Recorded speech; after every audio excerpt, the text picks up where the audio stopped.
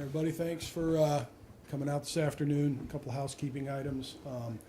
We'll begin. Our President of Hockey Operations and General Manager Don Waddell has some opening remarks. New head coach Rick Bowness will then follow with some remarks, and then we'll turn it over to your questions. If you do have a question, we ask you to raise your hand. We'll get you a mic, and for their benefit, please state your name and who you're representing before you ask your question. So with that, I'll turn it over to Don. Thanks, Todd. Thank you for coming out today. You know, making coaching changes mid-season is never an easy decision.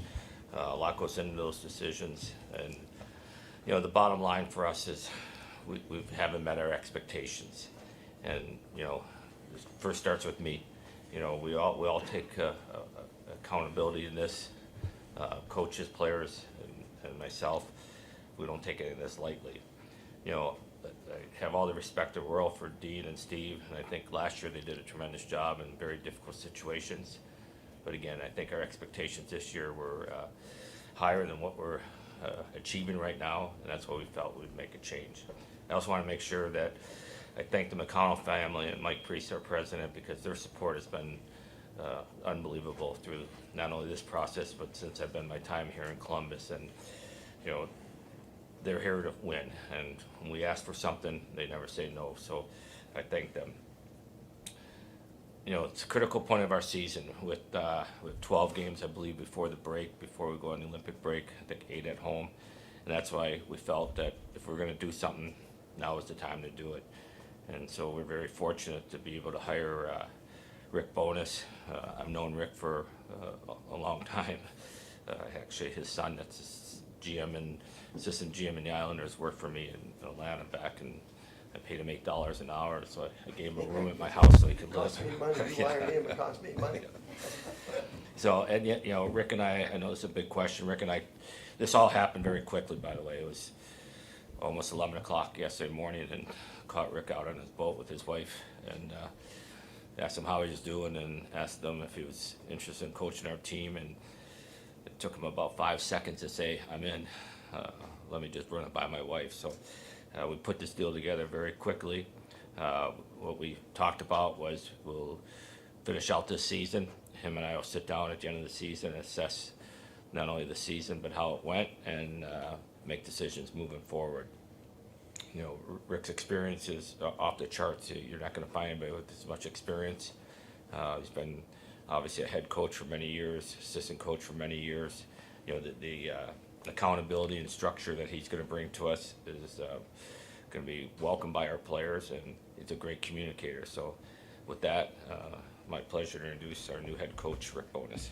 Oh, thank you, Don, and also thank you for not bringing up the fact that I'm older than you are. No, listen, I really appreciate the opportunity that Don and the Columbus Blue Jackets organization have given me. Was I out looking for a job? Absolutely not.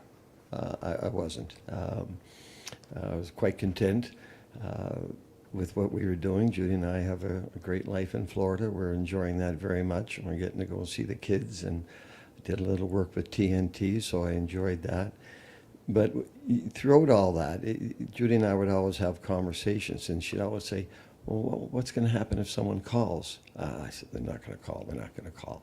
Then we just said, okay, well, we'd have to consider it. But there's only a few teams that I would have come out of retirement to coach, and this is certainly one of them. I've always had a ton of respect for Don. I know that this team is really good. When you work in our league, man, you want to work for good people, because this is a tough league, as we all know. You want to work with good people, which are here. Rick Nash and Chris Clark and the scouts and everyone here. But you also want to have a chance to win. That's the most important thing. And when I look at the roster, and I did see a few of their games during the year, I looked at that team and said, I think I could help that team. They're better than their record shows. And listen, every team has had their injuries, and every team has been set back by their injuries, and that's certainly affected this squad. But I did feel that Columbus is one of the teams I honestly feel like could help. So I'm here, and I've got a great staff with me here. And listen, I have a ton of respect for Dean. Trust me, last year, if anyone had asked me, no one asked me, but if anyone had asked me for my coach of the year, I would have given it to Dean. He deserved it for what the job that they did. But I sit here today. I'm very proud to be here today. I'm very proud to be a part of the Columbus organization. And we're going to do some things to get this thing back on track. Great leadership. The only player in that room I've coached is Monty, and have had a great rapport with him. So honestly, I'm really looking forward to this challenge, and we're going to have a lot of fun with it. All right. Thanks, guys. With that, turn over to your questions. We'll go to Porter here to the right. Hey, Rick, Aaron Portzine with The Athletic. You said when you stepped down from Winnipeg that other coaches told you you would know when it was time, and it felt like it was time. What has happened in the last year and a half? Was it just did the energy come back? Did the passion come back? Did you think you were done and maybe you weren't? Honestly, the answer to that is that both my wife Judy and I had some health issues that year, and we did. And when you have health issues, it kind of put things in perspective, all right? So without the health issues, I would not have stepped down. I would not. So, I mean, the passion is still there, but we had to overcome some issues, and I'm not going to get into detail about those things. They've been addressed over the last year and a half. I feel a whole lot better. Judy's doing great. And so that opened the door again. If I did want to coach again, that okay, we're healthy now. We got our health back to where we needed to be, but there's absolutely no question. The only reason that I did step down in Winnipeg was for health reasons. I love the team. I love the organization. Ton of respect for Chipper and Chevy and what they run there, and I love the players. But with the health the struggles we had that year, that kind of opened our eyes a little bit and said, maybe it's time we take a break. But the break is over. And what's your first order of business here? What do you think you can make impact-wise right away? Like I talked to the players this morning, I look at that goals against, I look at the shots against, I look at the penalty kill, I look at the slot chances against, I look at the rush chances against. There's the issue. Those issues will take you right out of the playoffs. They will. In our league, you don't score your way into this isn't the 80s, man. You don't score your way into the playoffs. You defend your way into the playoffs, and you get your offense and play good, solid team defense. But that's team defense. That's everyone committed. So we're just going to try to get everyone to buy in a lot more defensively, far more committed. There's some structural changes we can make, absolutely, and we're going to make them. But we have to tighten this thing up. And you tighten it up by giving them a game plan, and then the onus is on them. Okay, this is what we need. Now do it, right? So we're going to be we're going to be pushing them hard on that. We're going into these games, and every team in the league says that we want to be hard against. Well, the only reason, the way you're hard against is the way you play without the puck, and you defend, and you're hard. And we're going to do that. Go to Rob, second row left. Yeah, Don Rob Aller, Columbus Dispatch. Was this change more technical, X's and O's, or more inspirational, trying to get something out of the guys, specifically third period? It's probably a combination of everything. I look at how we've lost games. As we all know, we've had meltdowns in the third period, double-digit meltdowns, and you know, you look at the last 2 games that we played here at home. When we lost to Pittsburgh, we were up by 3, and we've lost the divisional rivals too. Instead of going 5 points behind them, you end up going 8 behind them.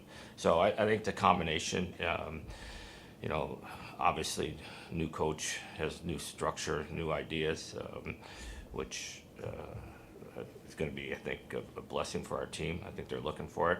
And then, you know, a different person behind the bench it always makes a difference. So I think it's a combination. What do you see, what happens in third period collapses, for lack of a better word, from your experience? What's going on in those? You know, a good part of defense is puck management. It is. You have to control the puck, and so the puck management has to improve in crucial areas. Blue line play, neutral zone, hanging on to the puck more in the O zone instead of throwing hopers into the slot or hopers to them. And then it's just, I'm a pressure coach. I'm not a sit back at all, and I don't like when I'm seeing, oh, we're sitting back, man. That drives me absolutely nuts. So, so to answer your question, we're gonna play pressure. We're gonna manage the puck better, but we're gonna make it harder for the team to create any offense. So that has to be done. We can't. When you're on your heels in this league, man, you're gonna get burnt. The league is too good. There's too many highly skilled guys. And if you want to let them come at you and you want to get them time and you don't want to hurt them or hit them, you're going to pay the price. So we got to get a little nastier, and we do. And we have to have a little bit more structure and a little bit more pressure. And just as important, we have to manage the puck. You get that third period, man, it's all those things. And it's playing on your toes and the confidence to do that. Go to Mike in the center. Michael A. Race, Disrespected Media. Excuse me. Rick, what was your message when you first gathered the team together? And you've been in situations like this before. What's important? Well, I've taken over teams in the middle of the season a couple of times. The last one was in Dallas when we had, when Jim Montgomery was stepped down. So the difference there was in Dallas we were playing well. So my message to the team, we're going to keep doing what we're doing. We're playing well. And I know the voice behind the bench has changed, but I'm not the smartest guy in the world, but I know we're playing well and I'm not going to change anything. This team is not playing well. This team has given up too many chances. This team has given up too many goals, as I mentioned earlier. So we do have to make some changes, and it's not only the X and O's changes. It's the nastiness. It's the heart and soul, and that has to change a little bit. That's what the players have to give. And then when we talk about a full buy-in, a full commitment, it starts with that physical commitment to the team and the mental commitment that you're ready to play. These are the guys that, listen, their responsibility as pro athletes: show up, ready to work, ready to compete. We'll give you the structure to win, but the rest is on you. Our job as coaches, we'll give you the necessary systems and X's and O's to win games. Your job as a pro, and you signed the contract to play, your job is to come ready to play and compete and do everything you can to help the team win. Go to Brian in the front row. Don's for Don. You mentioned that this came together quickly yesterday. It happened fast.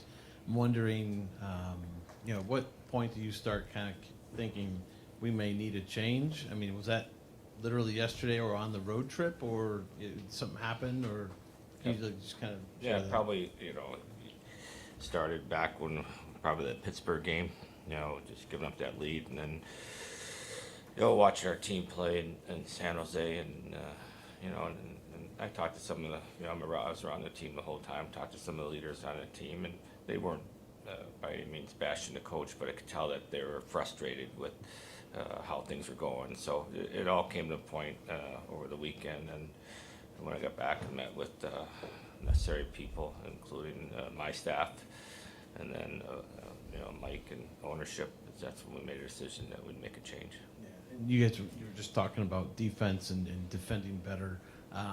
McCarthy is out. What is the plan going forward as far as defensive coach? Can you kind of shed some light on that? I've got to tighten this thing up, so I'll do that.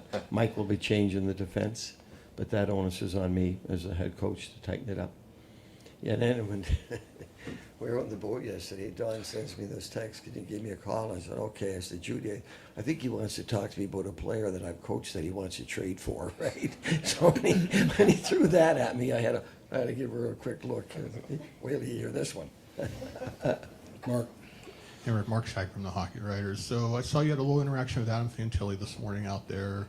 Some really exciting young players on this roster. Just what's your plan to get the best out of like the Kent Johnsons, the Cole Cylinders, the Adam Fantillis that this team has? Spend a lot of time with them, work with them, do a little video with them, talk to them, get to know them, right? I have to know what makes them tick. I need to spend time with them. So, you know, those things, they do take time. I've got to talk to every one of the players. I've got to get to know them. And then it starts with that. I got to watch them play. I don't know these guys that well. And, you know, honestly, some of those guys in that room probably never heard of me before either. So it's even. But I've got to spend a lot of time with those guys. And I've got to watch them play. And I've got to see what they do well. And I've got to see what they do, what we can help them with. I've got an excellent staff in there. And they're going to be doing a lot of work as well. We have to spend a lot of one-on-one time with every player in that room, veterans included, not just the young guys. Then you go to your veterans and you get them to help. But there's going to be a lot of communication with this staff and each and every player, and we have to get to know them. And it starts with me. Joe, here in the front. Joe Nugent, NBC4. Rick, when a change happens mid-season, for most of the people involved, it is an uncomfortable situation, but you clearly have been through this multiple times throughout your career. What is your comfort level, and do you feel like you can be a calming influence at a time like this? Yeah, I got to watch my emotion and passion. Sometimes I get a little too wound up in there and do stupid things. But yeah, no, listen. When I went to Winnipeg, I thought I was retired and done then. And when they called, it was the same scenario. They've got great ownership, great management. I'd love to work with those people, and they got a good team. But I went in and, as I told the players, listen, I'm not looking for a job after this.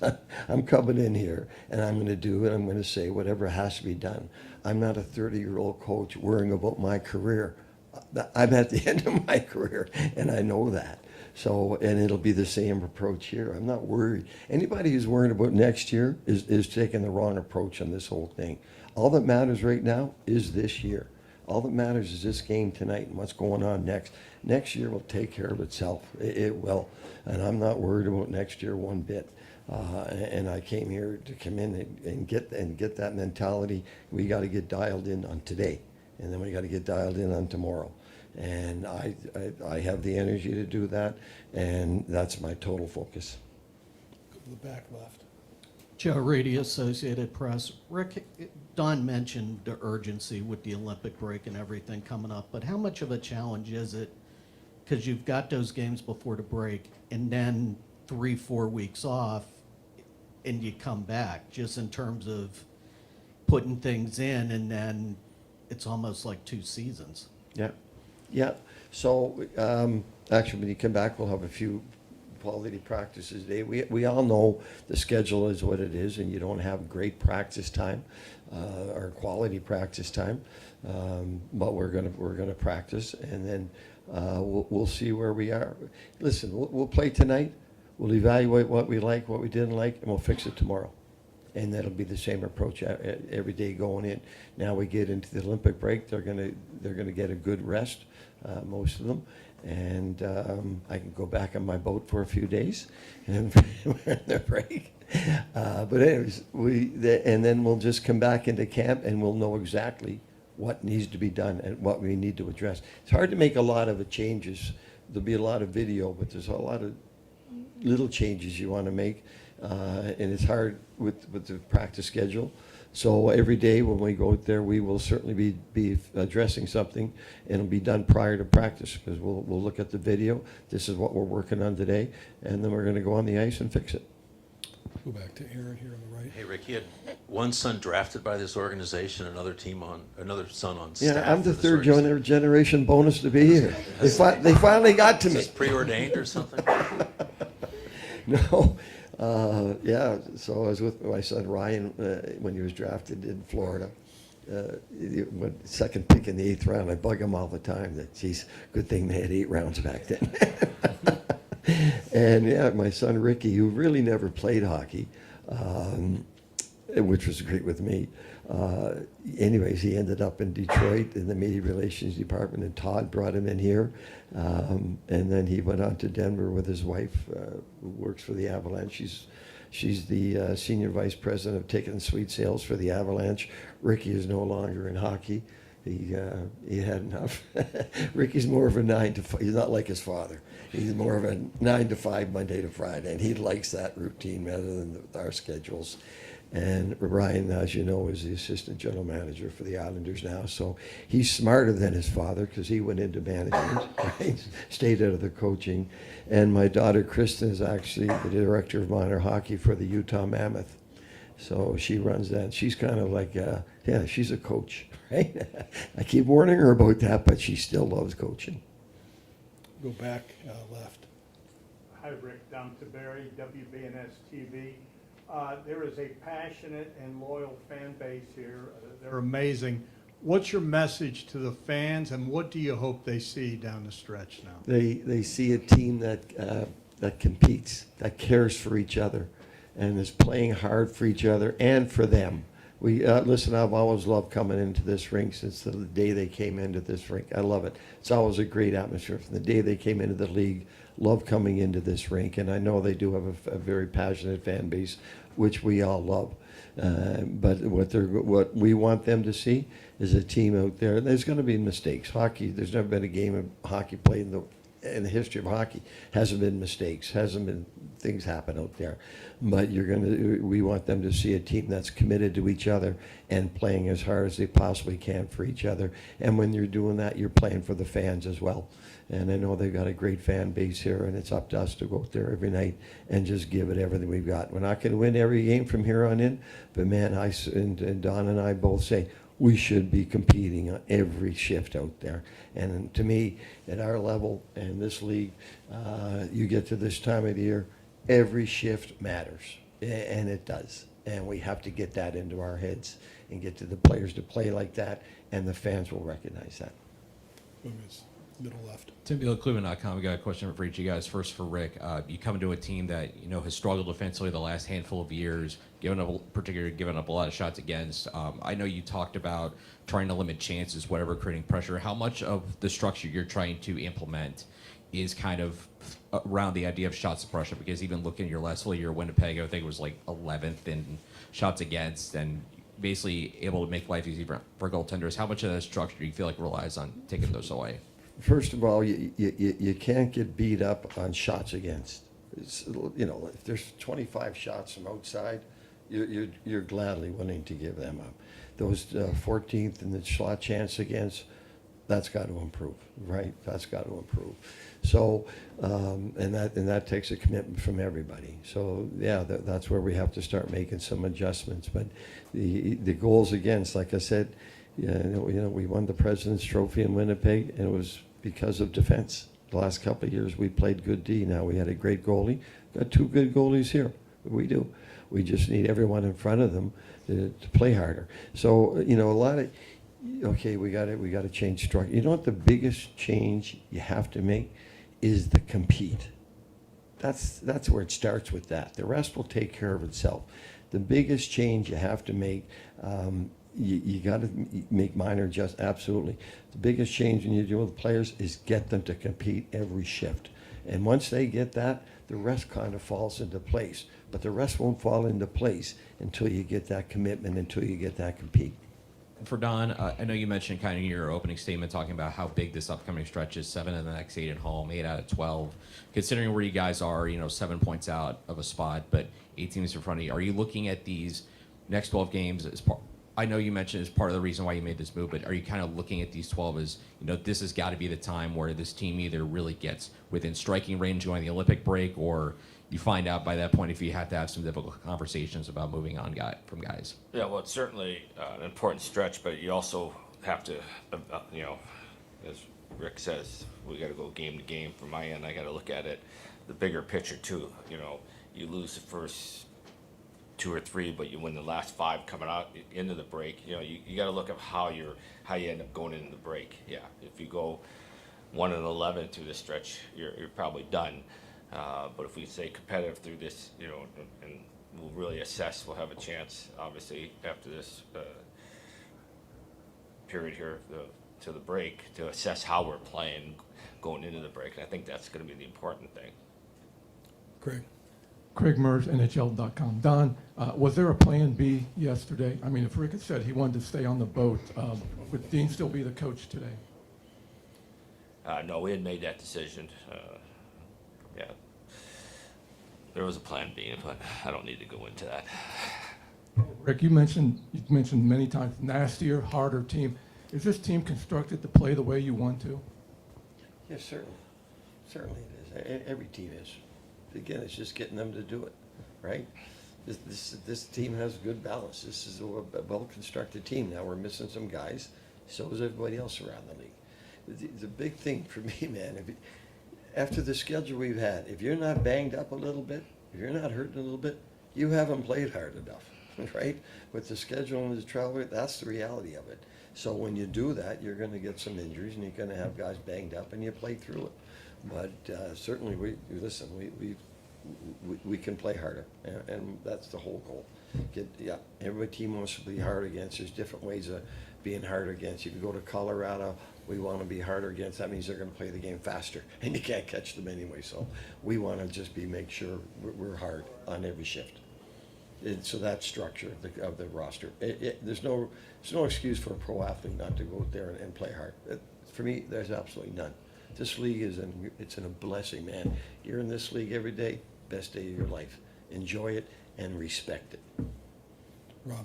Rick, you've twice mentioned needing to be nastier, and I don't know if that's the same as playing harder, but how do you coach nasty into guys? Well, yeah, you show them when they're not being nasty, and you show them when they're easy to play against. And listen, it's a guy, a 5'11" guy, 108 pounds, runs up against a 6'3", 220. Chances are the other guy's going to win. But doesn't mean you can't give the guy a hard time while you're doing it, right? So that's the object. So I don't care how big you are. I don't just get in there. You're not going to win every battle in our league. You're not going to win every race. It's impossible. The league is too good. And if a smaller guy is trying his hardest and gets knocked down, then you live with it. That's hockey. That's what it is. Kelly in the back? Hey Rick, Kellyanne Stitz with ABC6. Yesterday you're on the boat with your wife, then you traveled to Columbus, and today you're getting ready to coach in a game. How would you describe the last 24 hours? Oh yeah, leave me on this one. Relaxing. You know, honestly, so we pretty well accepted the job on the boat ride back, right? So I'm looking at you, and listen, my wife misses this a lot more than I do. Trust me, she loves it. I can't think. She kept saying, "You sure you want to?" She loves it, and listen, she's great. But no, we kind of looked at each other, and I said to her, "You feel okay?" Oh yeah, she was thrilled. "Do you feel okay?" I said, "Absolutely." Like right away, we knew we made the right decision. So we felt relieved. We did, right? So, yeah, that's all I can tell you is that 10 seconds after he fortunately took the call back and let me have the job, we're looking at each other. We're happy. We're relieved. We're back. And you're still getting to know the guys, but what was your initial impression of the guys today after practice? Great. You know, they all had a good attitude. We had a good meeting with the leadership group, and now I've got to just take time to talk to every player, get to know them, right? They get to know me. And I've told them, listen, man, I'm a talker, so get used to it. And I've told the guys that when I'm behind the bench, I talk a lot, so get used to that. Brian? Don, assuming Matejchuk wasn't out there, I'm assuming he's not playing tonight. Do you have an update health-wise on Denton? Yeah, he's going to see a doctor. He saw a doctor yesterday, pretty much cleared him that there's, you know, he got hit from behind, as we know, and he had a little tingle in his arm. But so he's going to see a second doctor just to make sure today for a second opinion. So I don't think it's, you know, assuming everything goes well today, I don't think it's going to be too long. Okay. Anyone else? Go back to Tim. Real quick, Donna, I mean, this might not be the best time to ask this question, but, with the opening on the staff, how do you look to kind of fill that? And, a popular name, I guess, has kind of come up is Trent Fogelhuber. Do you look at, would he be a guy that you move up to fill an assistant staff on the, an opening on the staff for the assistants, or is that something you're still kind of working through? Yeah, we'll talk about it, but, we were one of the bigger staffs in the league. We had 4 assistant coaches on the bench. So we, most teams have 2, 3 at the most. So we were a pretty big staff. So, Rick and I talked about it last night, and obviously it's going to be his decision if we want to fill that position. But as of right now, he's met with all the coaches here, made a decision how he's going to align them, and we'll just keep going forward. And if something comes up where we want to add somebody, we'll talk about it. Okay, great. Thanks, everybody. Thank you. Thank you.